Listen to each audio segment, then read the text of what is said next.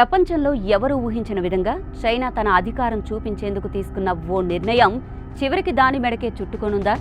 తాత్కాలికంగా dragon country తీసుకున్న ఈ నిర్ణయం చైనా దేశస్థులకే శాపంగా మారనుందా? ఇతర దేశాలకు అరుదైన మూలకాలు, లోహాలు, మ్యాగ్నెట్ల ఎగుమతులను నిలిపివేసిన చైనా తన సమాధిని తానే తవ్వుకుంది అన్న విశ్లేషణలు వినిపిస్తున్నాయి. ఇంతకీ చైనా నిర్ణయం తర్వాత ఏం జరగనుంది? అరుదైన లోహాలు అనేవి టెక్నాలజీ ప్రపంచానికి రక్తం లాంటివి. ఇవి లేకుండా ఎలక్ట్రిక్ కార్లు, రాకెట్లు, కంప్యూటర్ చిప్లు, డిఫెన్స్ డ్రోన్లు లాంటివి తయారు చేయలేం. ముఖ్యంగా ఎలక్ట్రిక్ వాహనాల తయారీలో ఉపయోగించే మ్యాగ్నెట్లలో ఈ లోహాలే ఉంటాయి. టెస్లా కార్లలో వాడే సూపర్ స్ట్రాంగ్ మ్యాగ్నెట్లు కూడా వీటితోనే తయారవుతాయి. మిలిటరీ వాహనాలు, డ్రోన్లు, రాడార్లు లాంటివి కూడా ఈ లోహాలు లేకుండా పనిచేయవు. అంటే ఈ లోహాల సరఫరాలో చిన్న అంతరాయం వచ్చినా మొత్తం టెక్నాలజీ పరిశ్రమ షేక్ అవుతుంది. అందుకే చైనా సరఫరా ఆపేసినట్టు చెప్పినప్పటి నుంచి ప్రపంచం మొత్తం ఉత్కంఠగా చూస్తోంది. నిజానికి చైనా ఈ తరహా నిర్ణయాలు తీసుకోవడం కొత్తేమీ కాదు.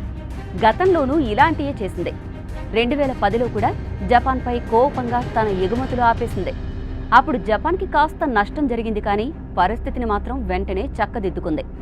ఏడాదికి సరిపడా స్టాక్ నిల్వ చేసుకుంది. ఇప్పుడు అదే జాగ్రత్త అమెరికా కూడా తీసుకుంటే చైనాకు చావు దెబ్బ తప్పదు. చైనా తీసుకున్న ఈ నిర్ణయం అటు తిరిగి ఇటు తిరిగి చివరకు చైనాకే నష్టం కలిగించనుంది. ఎందుకంటే ఈ అరుదైన లోహాల ప్రాసెసింగ్లో ప్రపంచంలో 90% కంటే ఎక్కువ దేశాలు చైనాపైనే ఆధారపడి ఉన్నాయి. అంటే ఈ వ్యాపారమే చైనా ఆర్థిక వ్యవస్థకు పెద్ద బలం. ఇప్పుడు ఎగుమతులు ఆపేస్తే వీటిని కొనే దేశాలు వేరే మార్గాలు చూసుకుంటాయి. ఇప్పటికే అమెరికా, ఆస్ట్రేలియా, ఇండియా లాంటి దేశాలు తమ నిక్షేపాలపై దృష్టి పెట్టాయి. కొన్ని మైన్స్ ఓపెన్ చేయడానికి పనులు కూడా మొదలయ్యాయి. ఇవన్నీ ఒక ట్రాక్లో వచ్చేస్తే అప్పుడు చైనా తయారు చేసే మ్యాగ్నెట్లకు, లోహాలకు డిమాండ్ పడిపోతుంది. దీనివల్ల అక్కడి పరిశ్రమలు నష్టపోతాయి, ఉద్యోగాలు తగ్గుతాయి.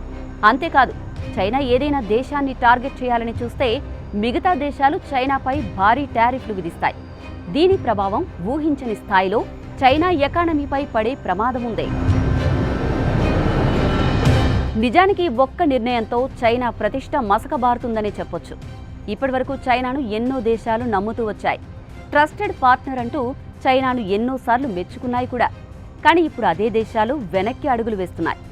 వ్యాపార విషయాల్లో రాజకీయ భావజాలాన్ని కలుపుతున్న చైనా తీరు వారికి ఏమాత్రం నచ్చడం లేదు. కేవలం అమెరికాపై ప్రతీకార సాకుతో ఇతర దేశాలను ఇబ్బంది పెట్టడం ఎంతవరకు కరెక్ట్ అని ఇతర దేశాలు ప్రశ్నిస్తున్నాయి. వాస్తవానికి వ్యాపార సంబంధాల్లో నమ్మకం అన్నది కేవలం డబ్బుపై ఆధారపడిన విషయం కాదు. అది దశాబ్దాల స్నేహానికి, నమ్మకానికి చిహ్నం. ఇప్పుడు ఆ నమ్మకాన్ని చెరిపేసే విధంగా వ్యవహరిస్తే దాని మూల్యాన్ని చైనానే భరించాల్సి ఉంటుంది.